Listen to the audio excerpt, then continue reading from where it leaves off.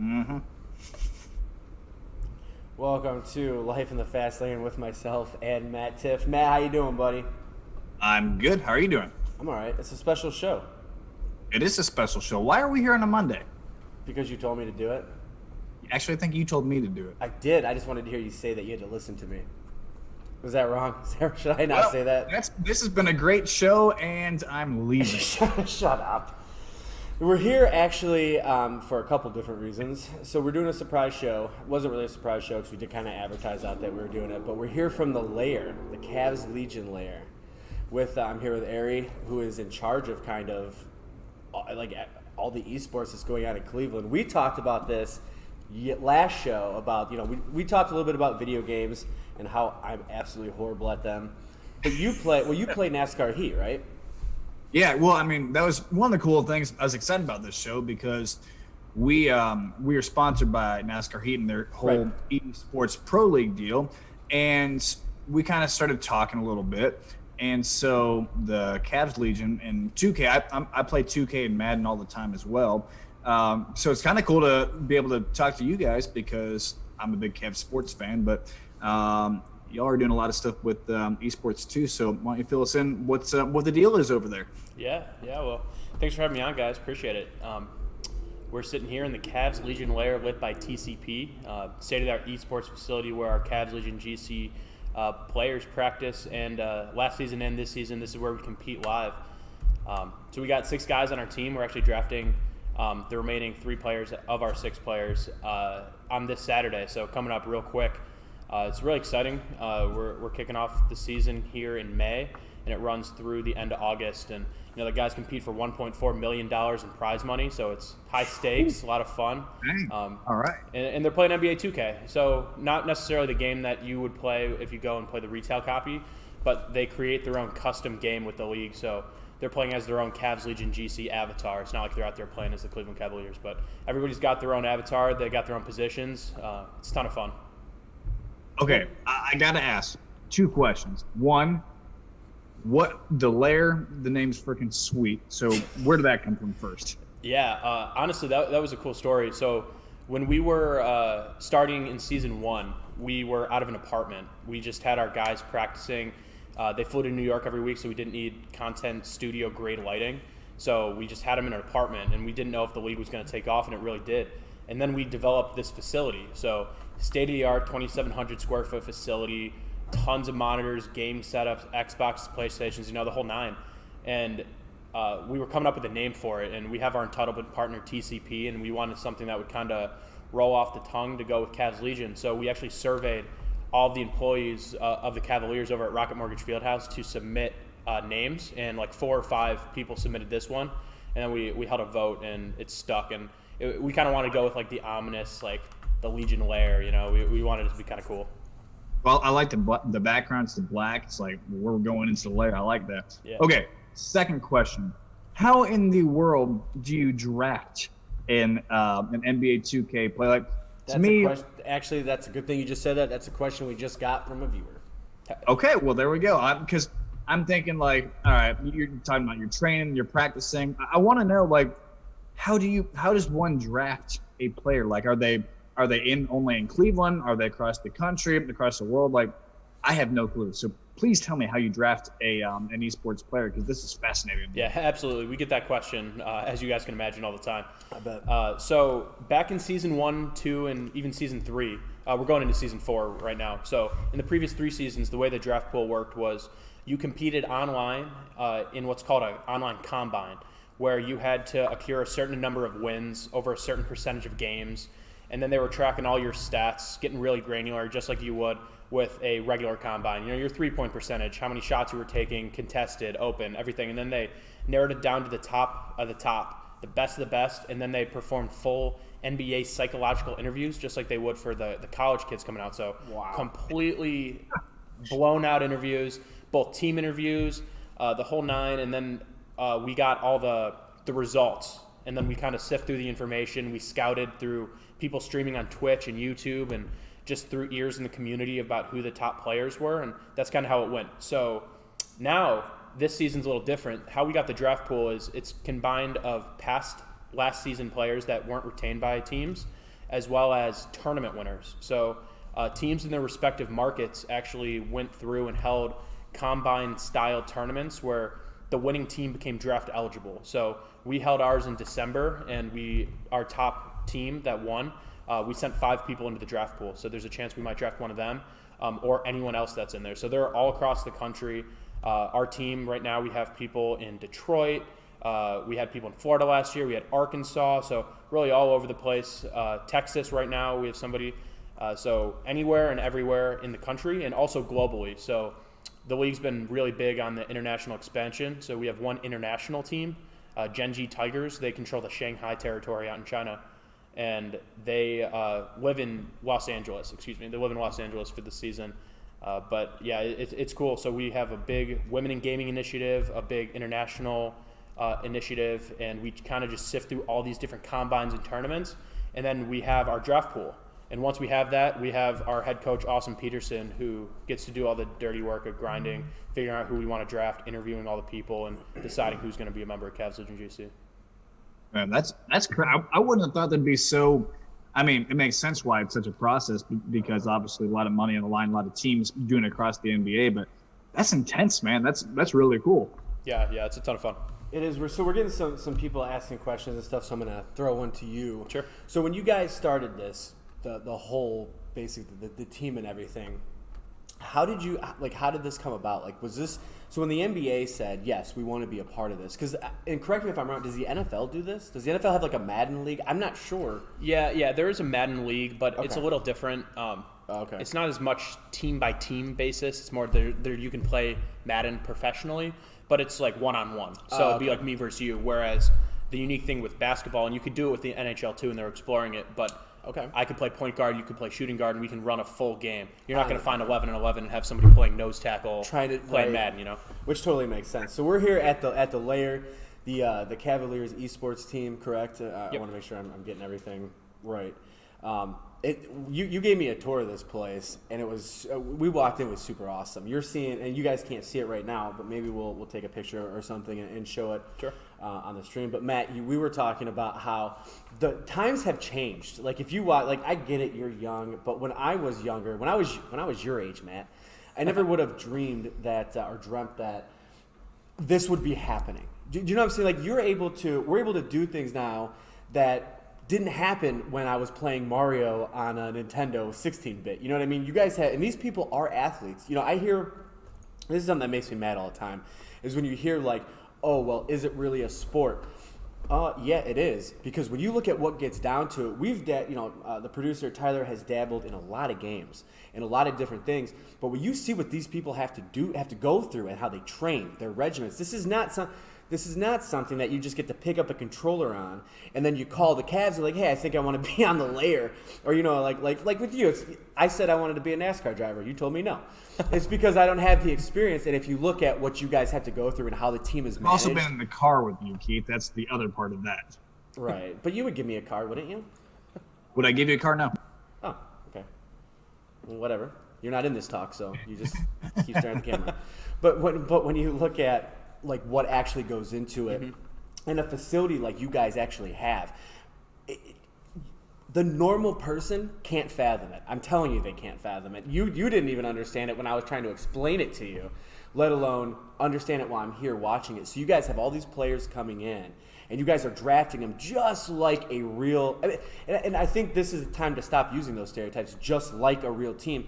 No, it is a real team. Yeah, absolutely. This is very much a real sport, and these people are your players are very, very much professional athletes. And I think the more people that are getting involved in it are seeing that. As you get the age groups, of course, you're going to get people like me who is a little, you know, I'm a millennial, I guess. I don't know if that's what you call it, but I'm 34. But I still understand. I grew up with this, you know. But then you get some of the older crowd that isn't quite, you know, they complain about everything anyway. So now when you're bringing esports into it, it's like infringing on their thing because they don't fully understand it. I think you guys have done a good job with this facility to bring Northeast Ohio something that not everywhere has.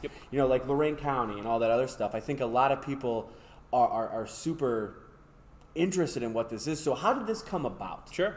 Yeah, so basically, how did the 2K League form is really the first part of that question. Yeah. And that was a really long question for me to talk and then get to. I'm sorry. I'll break into a couple of answers. So, so first off, the 2K League itself. Why is it here? It's pretty simple, and you kind of touched on it. The NBA wants to reach that younger demographic. They want to reach the 12-year-olds out there right now. And I see it firsthand over at Rocket Mortgage Fieldhouse. When I'm at a game, like, there will be a 16-year-old kid sitting courtside, and they're on their phone. And you're 4 feet away from Kevin Love, or you're 4 feet away from Giannis. You know, these top players, and they're like just Instagramming it instead of just enjoying it. So that's a whole other topic we could talk about. I know, but the NBA saw that, and they were like, "All right, how do we reach this young, very, very short, mind-spanned group? Like, how do we keep people focused?" So video games popped up, and Twitch and streaming. So how do we dive into that? And we really did that through the NBA 2K League. So Adam Silver and all the guys over the NBA decided, let's form a fourth franchise. So there's a fourth league, excuse me. There's 4 leagues. Yeah. There's the NBA, as kind of obviously the parent company here. Blanket. We have the WNBA. We have the G League, which is our minor league affiliate of the NBA, kind of the farm system. And now we have the NBA 2K League. So it is a professional team, and it falls under the same umbrella. And our NBA offices are with everybody else. You know, it's a full-fledged organization now. And then what they did is they went to league meetings, and they're like, hey, we're forming an NBA 2K League. Who wants in? And our ownership, Dan Gilbert, very forward-thinking, one of the best in the business, decided this makes sense. We want to do it. We see the value in it. Right. And Dan himself has ownership stake in 100 Thieves, which is obviously one of the biggest esports brands globally. There is, right. So it was kind of a no-brainer for us to kind of jump in. And like I said, we kind of came in at we dipped our toe in the water. We didn't invest heavily at first. We got our coach, we got some staff, and we had our guys up in an apartment. And we immediately were like, okay, this is going to be huge. This is blowing up. We need to take it to the next level. And that's where the Cavs Legion Lair comes into it. So we kind of just grew from there, and our social, as it grows and as our fan base grows and as our viewership grows, we're going to continue to grow as an organization. Which is incredible the way you think about it. And Matt, you know this now too, because you're a team owner, right? Yeah, well, actually, not only on the team owner side for the NASCAR side, but I think one of the cool things is from the NASCAR side, it's interesting to see, you know, you talk about the NBA, there are 4 leagues going on, because NASCAR was very similar in that they started I mentioned earlier, the NASCAR Heat E Pro League on there. So they're also seeing okay, we got to get to the younger demo somehow, and playing video games is the best way to do it. So even on the NASCAR side, they're going, hey, we have this. They're starting to put it on NBC Sports Network and doing stuff like that. So it's amazing to me, because I've always been asked the question, well, what happens one day when there's no flying, there's no motors in cars, they're all flying cars? I think my answer for that now for this and other sports is going to be, well, it's going to be on video games. That's what it's going to be in some capacity. There's always going to be real sports going on, because that's what this is based off of. Of course, the passion comes from that. But like you said, with Dan Gilbert going, hey, this is what we got to do, because this is the next chapter of where video games go. You know, you see it across Fortnite and people on Twitch and people playing all these big games. They're not sports franchises, but I think the way that you make another story and entrance to that fan in the sports arena is, if they can't get access to a court, or they can't get access to a racetrack or a football field, whatever it is, I think that next segue to attract the next player or fan, whatever it is, comes from playing video games. Because, you know, I've told Keith on the show before, I would not have been a NASCAR driver and now a NASCAR team owner if it were not for video games. And like Keith said, we never had the online stuff when we were growing up until, you know, recently, but it was I was already in NASCAR at that point. But because of that, that's why I got into NASCAR. So like you said, people are at the track or at the court on their phones, just getting it's like the clout of being there, enjoying it, of course, but it's like, hey, I'm here, like, you should be here kind of a deal. But at the same time, I think that's a cool deal, because people recognize people on the court based off of what they see on their phones or on the video game, whatever that is. They make that connection through that now. And not everybody sits down and watches Fox Sports Ohio, or I'm sorry, STO or TNT or whatever the game might be on. not everybody does that anymore. So it's totally a different outlet to go say, hey, if your kid is interested in basketball, go watch them. And by the way, maybe they can say, I can't play basketball because I'm not good enough, but maybe I could be, in the Cavs Legion someday if I keep on working at this. Yeah, you bring up a really good point, and that's something that we strive to work with, is that there's no barrier to entry into esports. Like, what does it take to be an NBA player? Well, you need to be X height, you need to have X speed, X vertical, Like, I'm not making the NBA anytime soon, but hypothetically, I could train and work hard enough to make the 2K league, because there is no barrier to entry. We see professional gamers globally with physical disabilities in wheelchairs, and they're still able to compete on a global scale in a super competitive setting and compete for a lot of money. Actually, you know what? That's kind of if you don't mind, that's kind of an interesting concept. There's a lot of people out there. Let's take a couple of people that we know, for instance, that have aspirations to become a professional athlete. Like you said, if you're in a wheelchair, if you have some issue that would have stopped you from being an athlete, in the physical, doing the physical stuff, there's still opportunities nowadays where you can do stuff like this. And we were talking, obviously we want to talk about, Cavs Legion as much as we can. But if you take out, flip it to a different game or something like that, there's so many opportunities out there to make some money if you're good enough. And you practice, and I'm the first person to tell you I am not that person. But if you do practice and you do try hard enough, there are things you can do to keep your passion in line. Video games used to be this is going to sound funny, but we know a gamer friend of ours that actually got a scholarship to LSU for playing video games. And I'm telling you, I played with this kid all the time on PlayStation 4. And his mom was upset when she found out he was getting a scholarship, because she kept telling him video games wasn't going to lead anywhere. Yep. But nowadays, I think that the mind frame of parents used to be, you need to go outside, go hurt yourself, do something, Sure. Come back in. Now, what we're looking at is a shift in what is perceived normal anymore. So if you have a kid who is passionate about video games, and as long as he's keeping his grades up and doing all that, and is good with what he's doing, and good enough at it, you can create some form of a career out of it, and continue on that professional, that professional ladder.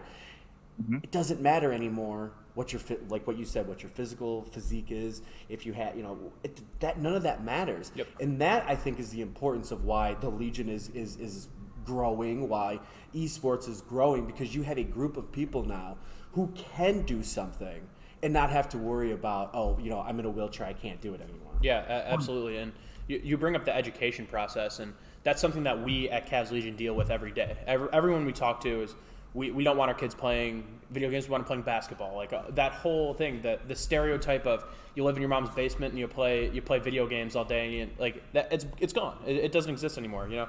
We have a partner, Kent State, here in Cleveland.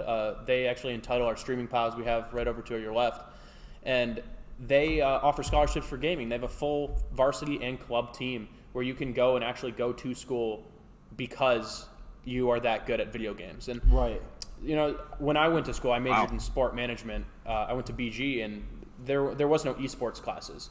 Right. Now I'm actually helping consult with a couple of different professors as they develop their esport classes, because they see the market for it. My position didn't exist when I went to college. I wasn't going, I want to work in esports, but it's amazing now. I get such a unique opportunity to work at a high level in a professional sports team, because esports is so new and so young. And we always use the analogy, it's kind of like a play. You have your actors and actresses, we'll call them Cavs Legion players. Now, what does it take to put those top professional players out there? Well, you need somebody in a play setting, you need somebody scoring the music, striking the set, selling tickets, security, all that stuff. Well, it applies in esports. You have players, you have business operations, social media marketers, PR, public relations, community relations, all these different facets that didn't exist that you need now. Content creation, graphic design, all these new career paths that are being developed every day because esports is growing so rapidly. Well, and take it like this too. Esports is now creating jobs. Just like you said, these things weren't available before. So Absolutely. If you look at what is going on, it is not just a bunch of kids going out and playing games. These are people who take this serious because they have to. This is a real functioning business. And for it to be a business like that, we need people like yourself, or the organization needs people like yourself. But then you're talking about expanding it beyond. You need security. You need all this. It is something like this isn't just helping the Cleveland Cavaliers. Something like this is helping the whole community. Absolutely. And when you have community involvement with stuff like this, you're now seeing, okay, this all makes sense. Everything you just said falls into a bucket, and it makes sense because this is what you have to do. You have to look at it like the Cavs do. That's exactly how you guys are doing it, and that's why the draft is so intriguing to us. That's why how you guys are running and that's why some of these the people who are watching they've never heard of these things before. So when you push it out there, you're really not just this isn't just something that you guys do for a hobby. This is real life. Yeah. This is how people make their food. This is how people make their rent. That is what I don't think people understand, or even past my generation don't understand. Yeah. Do you know what I mean? Yeah, for sure. And the last thing I'll say on this topic specifically is, my favorite program out of anything that I've done here with the Cavaliers or Cavs Legion is we have a partnership with the city of Cleveland, and we bring kids from different rec centers into our facility here, and we coach them up in 2K and in another game, Rocket League. And we bring in a Kent State kid who's top in the world at Rocket League, and then we have some coaches on the Cavaliers side in our youth basketball coaching up these kids in 2K. So they get to get the team, they get to be exposed to tech that they might not have at home. Yeah. And then we also bring in, on the flip side, we bring in professors from the Cleveland Institute of Art.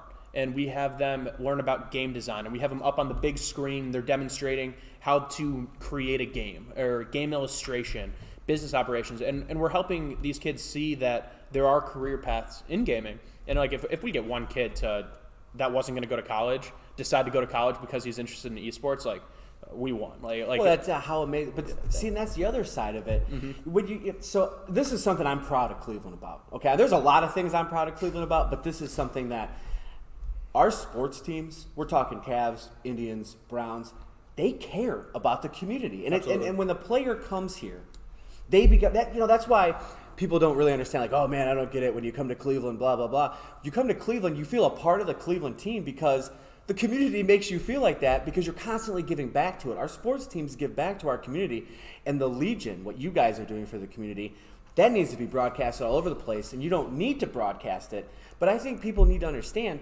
that this isn't something that you guys are doing to look good. This isn't something you're doing it because you genuinely care. And that's Cleveland, though. Wouldn't you say that's Cleveland in a box? Yeah. I mean, the relationship between the Cavs, the Indians, and the Browns, and everything that we do together to impact the community is just mind-boggling. Yes. There's so many different avenues and platforms, political, and all these different areas that directly affect our community. Yeah. That we're the front runners of. And being the Rocket Mortgage Fieldhouse and having the Cleveland Cavaliers name, we are the focal point of a lot of what happens in the city. We're role models as an organization and a company, and seeing what we do with Cavs Legion has a direct reflection on the Cavaliers. Yeah. So from ownership down in our leadership structure internally and everything, we operate under the same umbrella, the same pretenses, and we operate at the same level and care as Len or Nick do as our CEO and president of the Cavs. Sure. The top down, we do our best to make sure that we are maintaining top brands, both for the persona of having a top brand, but because we actually care so much about the city. I'm born and raised in Cleveland, and the fact I can give back in even a small way, Make-A-Wish. We just did a cool Make-A-Wish event, and some other stuff we do with charities is so awesome. That is super awesome. Yeah, and that's the kind of thing when you talk about, that's why I think people have a misconstrued, okay, so when you're a parent and you're my parents' age, 70, 80, you're like, holy smokes, you wasted your whole life playing video games. And then you come to a place like this and you're like, yeah, sorry, Mom. I just want to let you know that guy over there, yeah, he's making more than I am. You know what I mean? You look at Booga, the 16-year-old kid who won the Fortnite World Cup. Yes. He walked away with $3 million. You're 16. What are you going to do with $3 million? You buy a lot of gum? Right? It's funny. It's funny you say that because I remember, so I used to play, obviously I'm sure you remember this, Pokemon. I used to play Pokemon all the time. I was one of those nerdy kids. Great, I loved it. But then I remember seeing the first time somebody played that card game and won $1 million. I'm like, man, what the heck? And we're doing it wrong. Right, I am. Dude, I've been playing in gym class. These people are playing on a stage with, lights and cameras and everything else, and it makes them interesting. And it's like, all right, so I'm trading a Charizard in school for chips, and these people are literally making money. But that's the generation. That's what happened, and I would like to think that it's because of innovators, right? These people are not lazy. These people who play, and that's another stupid persona, like Matt. Like I thought NASCAR drivers were, I thought you guys went left all the time. I'm not gonna lie, but then you put me in a NASCAR. You put me in one of them. I had to sit there. I was uncomfortable. It was horrible. Then I started to understand and respect the game, the athlete inside Matt Tift, inside your team, and inside NASCAR. And I think that it's our job as a generation to kind of open that up and say, you know what, this isn't just something that people do as a hobby or to piss your parents off or to be a rebel or whatever. This is something that we care about. And for let's just take Dan Gilbert, for instance. For Dan Gilbert to do what he's doing, and he absolutely has given back to the city of Cleveland tenfold, more than we've given to him. So when you look at stuff like that, you see a facility that is doing stuff like this, you can't help but want to be a part of it. Whether you're in the city, whether whatever, you can't help but feel the energy, feel the vibe, get it going, just like at a track, right, Matt? Yeah, no, it's really cool because, I think one of the big things that happened during COVID and quarantine last year was, on the NASCAR side, obviously nobody could go to the tracks. Nobody could, for the while there, have any sports at all. And one of the cool things was for NASCAR was they broadcasted races live from iRacing, which is a simulator platform that we can use as drivers or as fans or whatever. And we have a commercial game too. But this is the first time where they got Jeff Gordon, they got Jimmy Johnson, they got Kyle Busch, they got everybody in there onto a broadcast to go play a video game. Like that was a big, I think, changing moment for the esports community, because all of a sudden you see these things getting broadcast, and then you see a few years ago at the Luxor Hotel in Vegas, they now have an entire esports gaming lounge and total floor just for esports. So I think you're just starting to see more and more of that. But you guys touched on it earlier. You don't have to be 6'8" and 225 pounds and built like a horse to go play basketball, to go do this stuff. One of the big things with my story has been, I was a NASCAR driver. I was a race car driver for over a dozen years, and all of a sudden, because of having epilepsy, I could no longer race. But what I can do is go to this room right next to me, and I can go onto that simulator and feel like I'm driving a race car again. Or I can go downstairs and I can go play a video game. I was playing Madden earlier. I was playing 2K yesterday. Like, I can go do those things and feel like I'm more connected to the sport.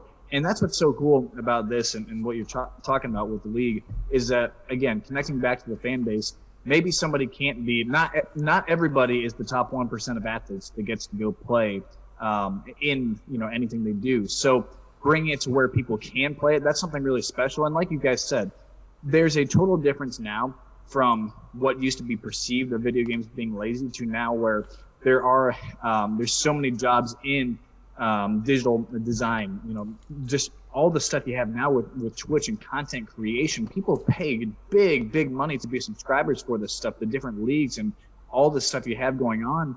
I mean, this is a turning point that is probably 1 to 2 years old in the growth of it. And so it's still in its infancy.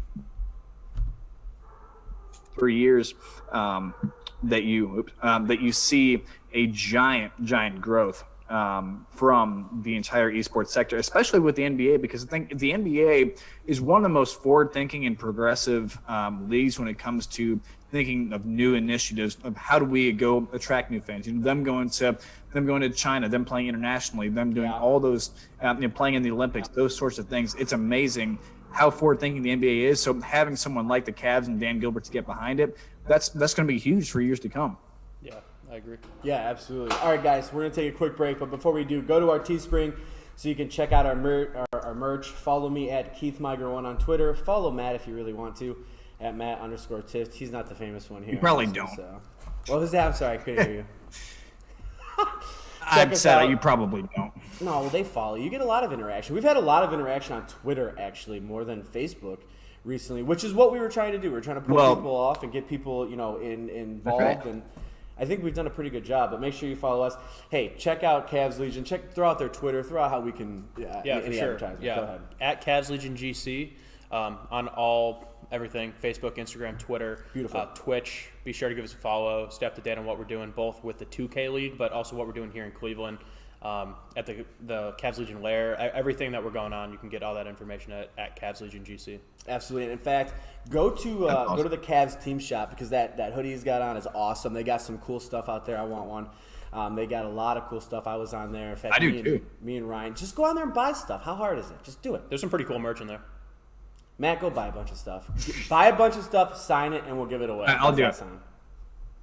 I will buy everything for everybody but you, Keith. How's that sound? I know you will. That's fair. No, the only thing, that's fine. I'll support it. I don't need your help. I don't need your help. You're shut up, Matt.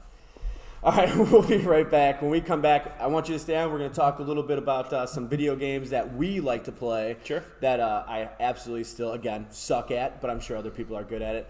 Matt, me and you are going to have I'm going to get an Xbox so I could play you in NASCAR Heat just to beat you, so I can say I beat you driving. Is that fair? Okay. All right. We'll do it. That's fine, I guess. Whatever. Do you think you're going to beat me? You want to put money on it?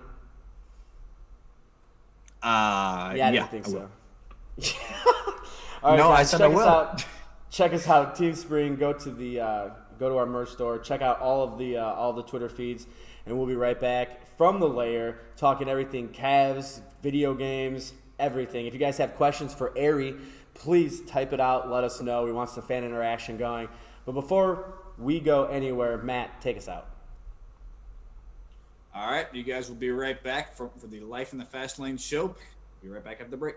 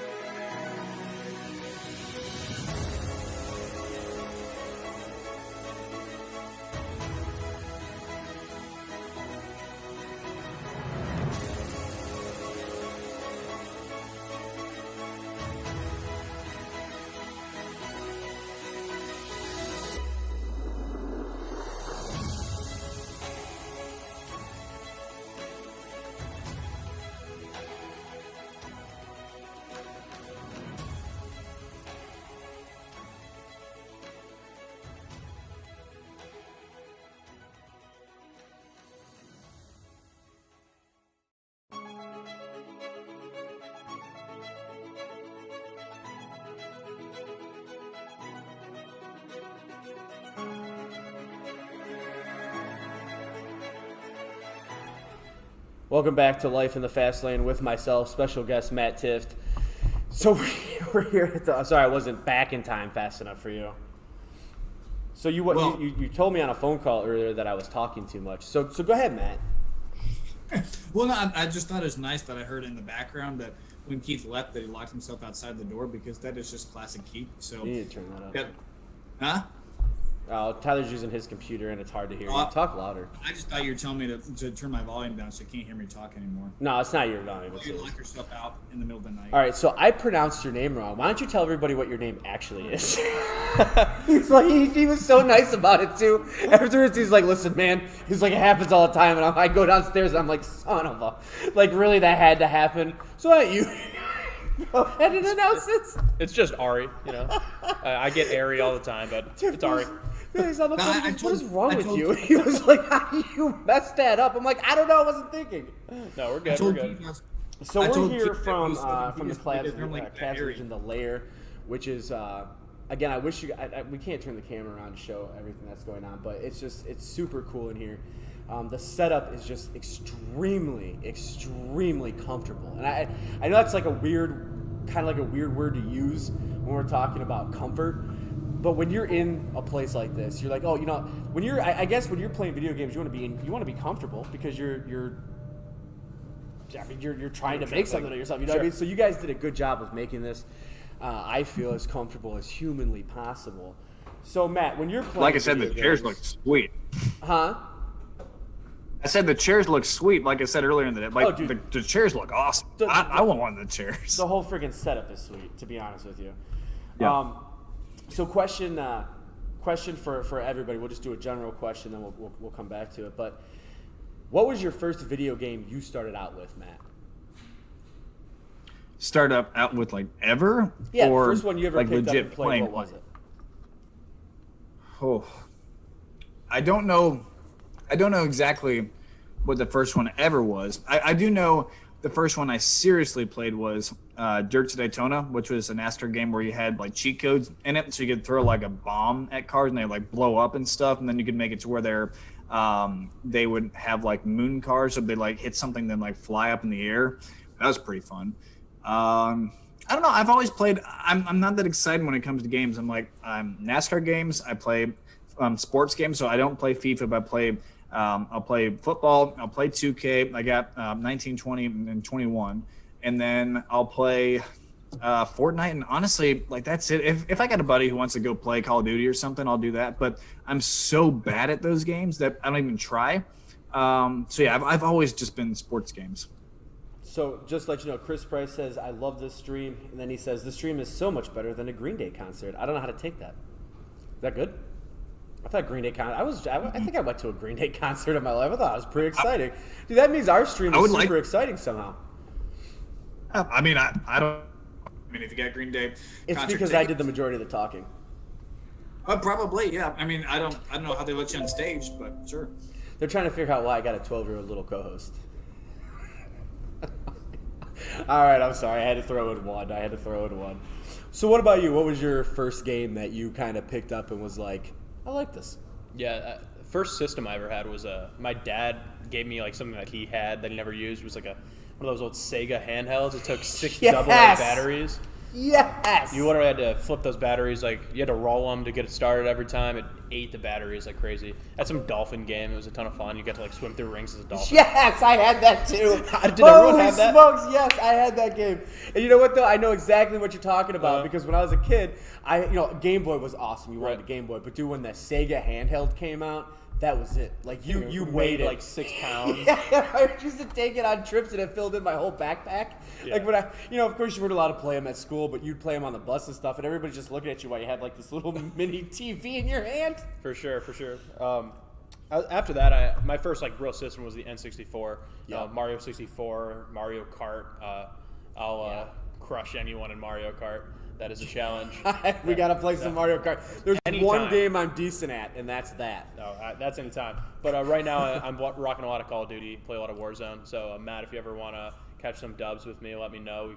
We can hit Verdansk together and catch some. I'm But so sports bad. games, obviously, a lot of 2K, a lot of FIFA. Notice he asked you and not me. I He said figured if you want you- to catch some dubs, ask you. He already knows. That was a suck. mistake. That was a terrible mistake because I'm the first one in the gulag and I'm the first one out on any squad. So that is a terrible. I thought, did you want to play Fortnite with me one time? Well, I can play Fortnite. Yeah, I'm good at that. But I like the third person view of it, but the first person view, like when you're actually in it, I just get nervous and then somebody shoots me. I mean, I definitely wasn't going to ask Keith because this game came out like within the past couple years. So it's a little outdated, you know. You got an ally now, Matt. They know. I appreciate the thought, but it's not gonna. So I guess my first game that I played was the 64. But see, and this is why I think that you guys are way better at all the first-person shooter games, everything like that. Because I didn't play those games. I played like platformers. Like on Nintendo 64, like I played a game called Tonic Trouble. I don't even think you guys can find it anywhere. I think it was like the most generic, most rip-off game of like. What was it called? Tonic It was Trouble? like Mario or Spyro, I guess, the most generic one. But then once I got out of that phase, I then went over to the PlayStation. And the original PlayStation was that was my game. You know, Well, that was Crash my Bandicoot? system. I played Crash, played the hell out of that game. Need for Speed, Hot Pursuit. Oh, Yes, Need for Speed. that was a great game. Yeah, there's a game that Mac can get behind too. Yeah, I was gonna say you had to have played the Need for Speed games, right? No, I was mistaken when I first talked about games because N64 I played a lot of Super Smash Brothers, a ton of that. I'm horrible, which is funny being a race car driver. I'm the absolute worst person at Mario Kart ever. Like I suck. I mean, I cannot keep my stuff on Rainbow Road. Like I'm the dude's just like he has a backup ghost that picks up the cars just for me. Yep. That is the best game though. Mario Kart is still I break that out of parties. All right, so let's talk about Mario Kart for a second. So I got 4 kids. It's not a secret. Everybody knows that. And I had to buy each individual one a Switch because they can't share anything. So I got them the Switches, the Switch Lights. I just got them the Switch, the regular Switch for their birthdays. They just turned 6. Actually, today is their birthday, so happy birthday, my wonderful children. But they play Mario Kart, and the twins. It's disheartening to me because the twins are 6 now, and they're better than me at Super Mario Smash. But the one game they can't take me on is Mario Kart. It'll so happen. far. It will, because I remember playing my brother, who is younger than me. I remember him playing me in Madden, and I just would smash him. And then one day, I'll never forget it. I was sitting in my parents' house, and he beat me for the first time, and I never beat him since then. He's always beat me every time, especially in NBA. Now he's in your head. He's just Oh yeah, he sure is. Chris in the chat says his first game was NASCAR 06 and Thunder 2004. So we do have some youngins in here. Yeah, those are good ones. You're a youngin. I know. Do you No, remember- those are 2 great games. The cool thing about 06 was that you could be racing and then you could switch to your teammate and be behind you. Then he could go take out somebody for you. Then you could go switch back to your car. And that's that's like with the PS2 when they first came out with online play. So I mean, that whole era of games was pioneering what you guys got at the Legion now. I mean that's true. So what was did you remember the Nintendo 64 at all? Oh yeah, we played. Every freaking game. We don't have to blow the. How does that go again? I'm watching you. Do that again. Yeah. That's exactly what we had to do. So the Nintendo. That's it. I grew up with the Nintendo too. So when I watched, when I would watch my parents play, it was always Mario Brothers. But you're talking about Mario Kart, and I think we're gonna have to have a friendly competition now at I don't some know how at friendly some it's point gonna in be, time. but yeah, sure. He's serious. This is what this is serious. what it's all about. You bring in people, from outside who are maybe having. Let me backtrack for a second, Matt. We were talking about internet trolls earlier on today, and this guy said something to you that just.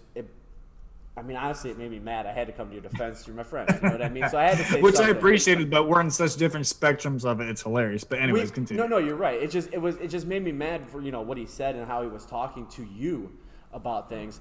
And I think that video games now, when kids are getting bullied in school and stuff like that, there's not a lot parents can do anymore just because your hands are tied, because of the way they're trying to do things. But when you have the ability to create an escape for somebody, to come out there and feel comfortable and do things like that, that's what I think the Legion and the Cavs are actually doing more than I think you guys even know. And the reason I say it is because there is people talking about how when they do have those feelings and stuff like that. Matt, when you get were you bullied in school? This is kind of a deep topic, but were you bullied in school at all? I wasn't, but what I will say is when I had to stop driving in NASCAR and I had my, depression and like things that I really struggled through for many, many months at the beginning of last year, my escape would be to go play video games because my two things would always be movie theaters and video games. But obviously with COVID, movie theaters were gone. So my thing was video games. So it was something to pass the time, but also find some passion point in there too. And, and Keith brings up a good point. Just between, like talking about trolls and the way the internet now is and people, the way they just go about things now is to easily attack people and get people down. So I think one of the cool things now is, again, you talked about changing the narrative of someone who plays video games or does that sort of stuff. Sure. Again, I would not be here today if I didn't play video games in the spot that I'm in, but also it was an escape for me to get through the hard times I needed to get through. And then, Keith and I briefly talked, and we won't talk about it too much, but like we had a Twitter troll talking to me yesterday, and it's happened many, many times in my career. And I don't care because I've developed thick skin about it. But one thing I think people need to realize is that things that are said to each other on that stuff, it is definitely something that is not cool a lot of the time. But the good thing is about video games and that escape and the ability to show your talents and stream or do whatever with it, is that people who maybe in a normal societal world are not, completely accepted or are bullied or whatever, there is now this whole outlet to express yourself via Twitch or via the one certain I can't think of the other streaming platform, or maybe it's Periscope, whatever. There's so many ways for people to go express themselves and show themselves or go play with their friends or squads or people that they don't even know that they just met across the world. That's what's so cool about the streaming and video gaming community now, that we've not seen that before, because it does connect people across the entire world, just like sports does, but even further, because now you get to be the player. Yeah, you bring up an awesome topic there, which is just kind of the connectivity between friends now through gaming. Like this pandemic has been wild, and like you're not going out, you're not seeing your friends, you're not traveling to see my college friends anymore, but I'm still just as close with them because I play Call of Duty or I play them in 2K, And just the other day, I got in a lobby in Call of Duty with a friend who had a friend of a friend, and then all of a sudden I'm playing Call of Duty with a kid that I grew up playing Pee Wee football with that I haven't talked to since 4th grade. And it's just cool. It's kind of a small world. And I was just talking to my girlfriend about this, and she's like I can't see my friends, like it's ridiculous. And I'm like, I'm in the same boat as you. And she's like, no, you're not. Like you still talk to them every day. You're still gaming with them and communicating with them, and it feels real, when you have that headset on and you're just enveloped in a game and just communicating. It's like you're there. It's right. Just like split screen, except you don't have to yell at people for cheating. Yeah, exactly. No, it's so cool with that. And I think, Keith, one of the things we talked about in the past was even going to play together. I mean, it'd just be a day when you don't have things going on or just whatever, but that's so cool to me that I have we have friends that will go play different games or whatever, but like he said, just the ability to go connect with people again, even from the safety of their houses or whatever it is for the pandemic right now, it's something that has not been available before. I could not imagine the pandemic situation, say it was 2005, without the connectivity of phones and apps and streaming and gaming and all that stuff. Yes, it sucks and it's horrible, and of course everything associated with it is bad, but the bright side has been that people can connect with each other via Zoom, via video games, whatever it is in there, the outlet. That is something that I think we're so fortunate to have now, because I couldn't imagine this entire last year or so without those vices to be able to go connect with people. Yeah. Every Tuesday during this whole quarantine, I actually started running my own Call of Duty tournament with my friends. It started off with just a couple of us making a friendly wager, which not like our Mario Kart would be, but a nice friendly wager. And it turned into people heard about it and they wanted to join up. So now like every Tuesday night I have 40, 50 people playing in this Call of Duty tournament. Dang. So I'm making new friends. That's awesome. Some are here, like a couple in Lakewood, like right down the road. And then there's some people that are playing in Texas. We have a group of guys that play with us from California that found us through Twitch that just wanted to play. And now we game with them all the time, and we know everything about each other. Like I talk to them more than I talk to my best friends from college now. Right? It's crazy. Well, see, and that's something, Matt, we were talking about that too. It's this day and age now, where and this This is going to sound awful, but I want to clarify this. If this pandemic was going to happen, it's better it happened in this era right now, because as bad as it was, we have the ability, we have the technology to be able to sit down and talk to people. And look at how you guys are running it now. You guys are being COVID safe. You guys are understanding the harms and issues with COVID, and you're still thriving. You're still making it an experience. You're still making things that are cool. You're still doing things that are on a big time scale, big time capability, all of that stuff. So, I mean, it's going to be beautiful. Yeah, I mean, we would never say that the pandemic was for the best. We would obviously never. But we got to play with the cards we were dealt. Yes. And some of the stuff that came out of COVID that really it was a benefit to us was live sports stopped. Yeah. There was a good 6 months where there were no sports. And as Matt was talking about earlier, even NASCAR, where you're social distance in the car, but because of things like pit crews and all the other things that go into it, you couldn't do it. And frankly, they weren't making money because you couldn't have fans in there and all these different things. Yeah. Well, that gave us an opportunity with esports to grow rapidly. Yeah. And our games were shown on ESPN2 this year, and we were averaging great viewership. Beautiful. And it's growing, and our Twitch grew year over year over 100%. You know, these numbers, and we're just growing as a league. And, beautiful. And now with this new exposure, we're really starting to take off, and it's been great. Which is awesome. So this was a special show, and we're here at the Cavs Legion Lair. We're getting ready to bounce off, but I do want you to pump out everything. I mean, just everything? Pump out everything Cavs. Everything Cavs, anything you want to advertise, let's pump it out. I thought this was going to be about me now. We can make it about you, I promise. So, yeah, it's at Ari_Brummer on Twitter. No, I'm just kidding. So, it's at Cavs Legion GC. That's cool. That's cool. Not Ari. Yeah, no, it's Ari Brummer, yeah. But, no, we're here in the Cavs Legion Lair lit by TCP. We have the Legion Lair TCP handle. Right now we're shut down with the pandemic to public events, but normally we're running. This place is open for birthday parties, private rentals, anything you can think of. Plus, we run it for watch parties. So, League of Legends World Cup is happening, or World Finals is happening over in Paris. You can come here at 4 a.m. and watch with us.